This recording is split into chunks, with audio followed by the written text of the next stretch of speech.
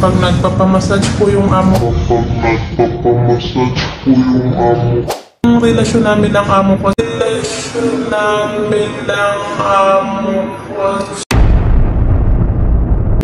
Sexual harassment na nagaganap.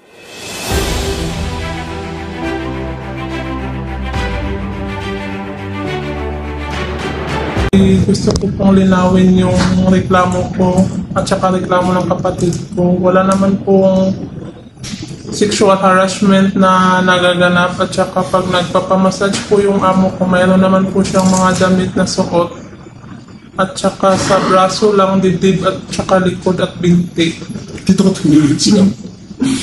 At saka gusto ko lang po sanang hilingin na bigyan ako ng tamang oras pag may pasok po lahat.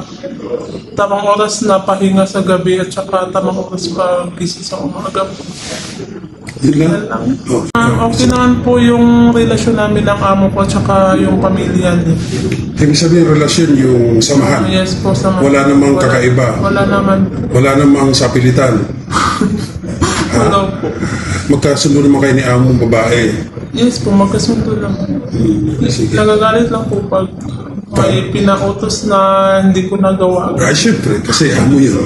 Basta gawin lang. Pero sa kabuuan, ikaw dyan sa bahay ng employer mo, wala naman yung kakaibang wala naman yung kakaibang, alam mo, mararamdaman mo kung feel at home ka ba o hindi.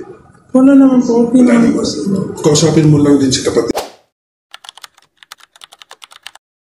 Gusto ko lang po sana na may kasama ko kasi May kasama ka? hindi ko na po kasi kaya pag ako lang mag-isa, wala ko kaya sila lahat po yung nahalagaan. Hindi po natatapos yung Walo sila pero ilan taon yung mga bata? 20? 21, 20 at saka yung dalawa na sa DC na lahat. Nasa 17? Yes, at saka yung dalawa din 8 at saka 12. Sige po.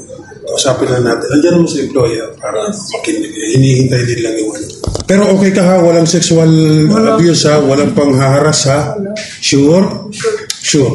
Pero okay ka ha? Walang sexual abuse ha? Walang panghaharas ha? Sure? Sure. Walang panghaharas. Sigurado ha? Okay. Tao ka na tao. Double triple. Okay, sige.